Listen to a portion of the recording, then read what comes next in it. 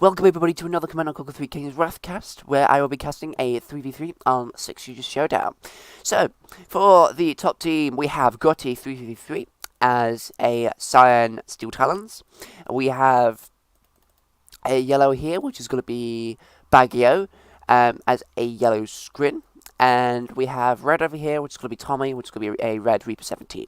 Bottom team consists of a blue T59, I think, which is going to be Master of Flame. Green GDI, which is going to be Spray, and purple GDI is going to be Jake White. So, this interesting batch of 3v3s, again, another foundry going up. I don't know why people do this, but they seem to be doing alright with their foundries. It's just, I don't build foundries because they're just, I wouldn't suggest building foundries because of the waste of resources and because of the slow time they take to build. I just go immediately on the rush. But at least if one person is building a foundry or at least a crane or supporting construction structure, then that will support the other two players. And probably be beneficial for the match. But I would never take that risk because there's so much that could go wrong from that. Obviously, the usual is going on. We've got some scouting units by the players, and fast economy being built up. Extra harvesters for Jake. Not much for Spray though. He's immediately going for air units, which will help against anti-vehicular units, which probably will be developed later in the game. Obviously, some fast scouting units being used by Gotti here. That'll probably get destroyed, but at least he sees a nice amount here. He is currently building. Well, no, it's not him building the Devastators. It's Disintegrators. We've got Baggio building the Disintegrators, which is a nice defensive strategy here. We've got Tommy's units, Tommy's buzzer being used to garrison this bunker here, which will keep Spray in check. At least he'll be able to keep tabs on him. And then something over here. Alright, so we've got some scouting forces from Master Flame just to see if anybody's garrisoning these structures. But I don't think they would have, I don't know why they would have sent them all the way over here because the enemy wouldn't be able to get over here because we've got loads of players to defend the front. We've got Tommy sending out a couple of shard walkers trying to scout the base here. I think, yeah, he tried to attack the portal, it seems, because of the little bit of health that's been chipped off there. But obviously he managed to repel him back. Master managed to repel Tommy back because of the Seekers over here. But because he's Reaper 17, he has the benefit of Reaper tripods, which will help him later in the game because of all the vehicles that are probably going to be produced. I assume that's what's going to happen, but I don't really know, to be honest. So we've got a nerve center, so there's tier 2 already been built by Baggio in the moment. He has, tier 3 now, so he's producing tech center. He might be also getting tripods as well. It's hard to say at this point. I find it funny that there's no nod faction, it's only Scrin or GDI.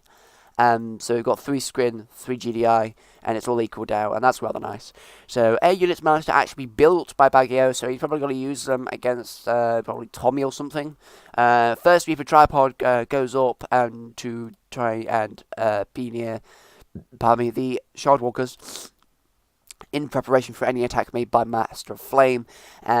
We've got, obviously, expansion being made by Tommy to get to this Tiberium field. Same with Jake. He's clearing that Tiberium field. He's trying to attack Gotti as well, trying to eliminate as much of his forces as he can, but, wow, he's got a lot of missile squads there, and that really helps against the Titans. Obviously, the 2 Steel Talons, they're fighting it out. Of this little bit of land here, trying to get off my lawn sort of thing. But that's nice teamwork being put here by Baggio here with the 1 storm column. That really helped in repelling the Titans. But Jacob's also got the benefit of a mobile repair transport.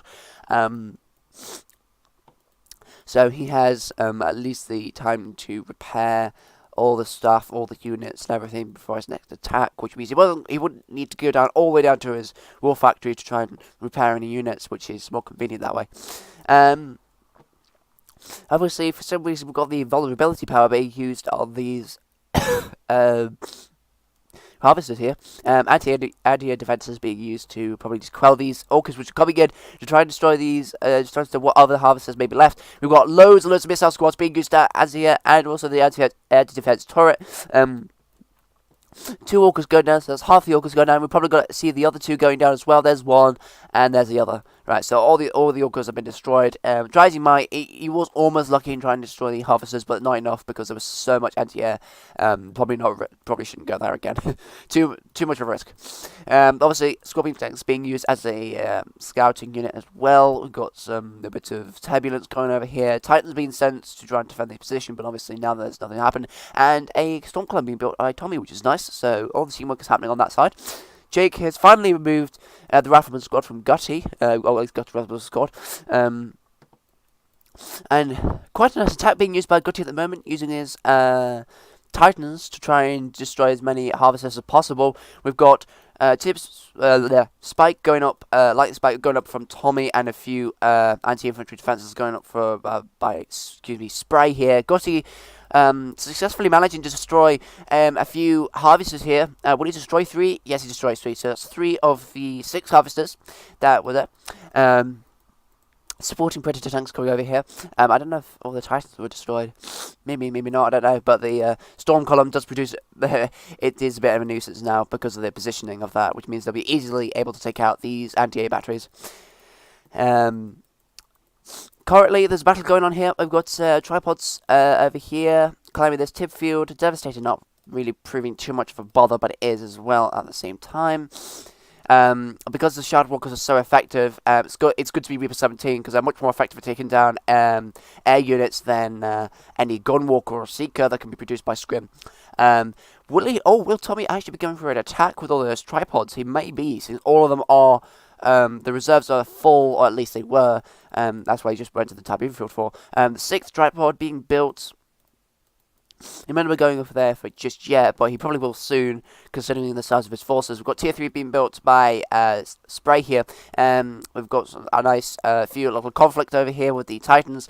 If he did probably, I'd say that if Gotti made some more walkers, he probably could deal with the Titans a lot more effectively. I mean, as we can see here, he almost destroys all of the Titans, and if he manages to destroy them, he'll probably be able to destroy a few Predator tanks, obviously keeping in mind that this AA battery, but he probably just go around.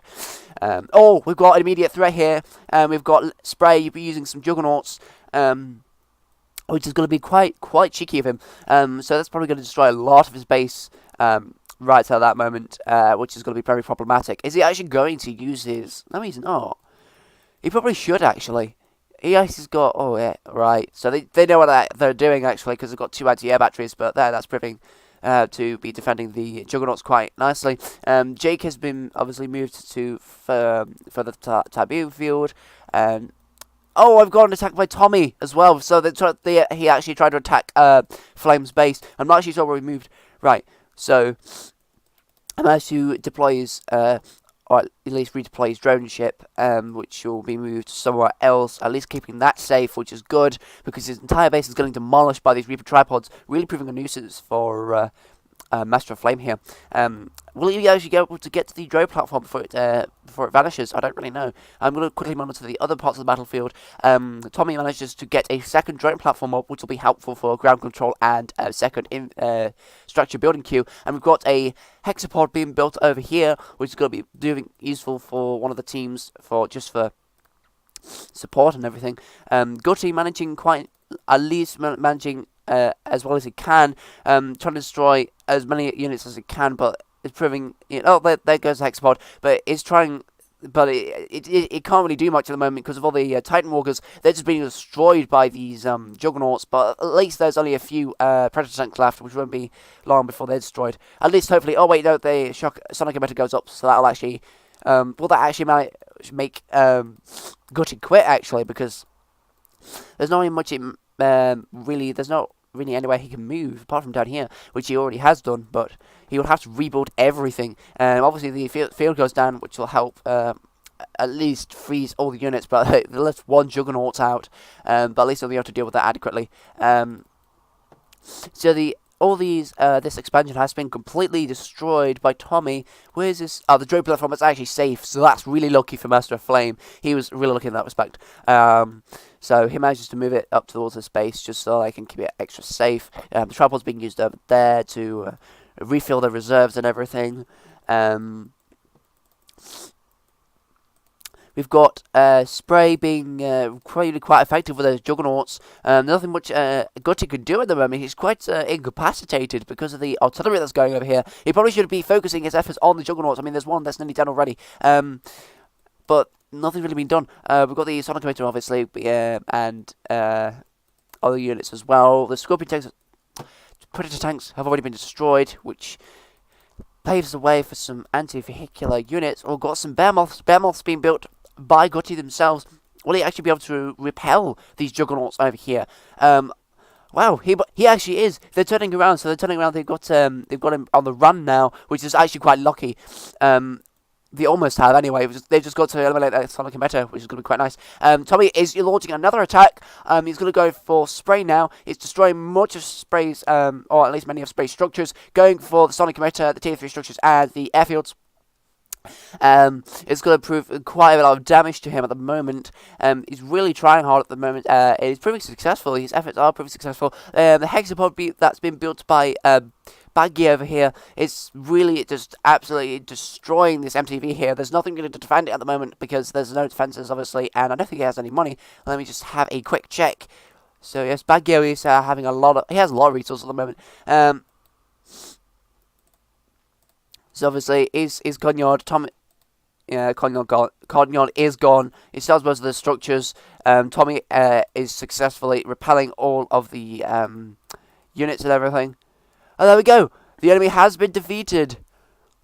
Okay, right. So, the top team won. That was quite an interesting game, actually. There's got a lot of anti-vehicular units being used over there. I would say that a more effective use of the Orcas would be priority because there were at least 2 players, Gutti and Spray, I think, who tried to use Orcas. And if they'd used them in a more effective way, at least made more of them, at least they would have had a more pivotal role in the battle. But obviously, with them not only building 4, that the battle went as long as it did. But GG for all these players, they've really done. I'm glad Gutti's in this match as well. He's played again well. I don't think his play was this good compared with the second cast that I did. But obviously he was swarmed by Jake. So good job to him. He's used he's used his units quite effectively, actually. So yeah, he's a really good player. Obviously Tommy is really just decimating everybody. He's got the high KD ratio. Obviously using his Reaper tripods. Good for him. Going around the back and providing pressure to all the other enemy players. So yes, GG for all the players. Thank you for watching this 3v3 cast, and I do hope to catch you in the next video. Bye bye.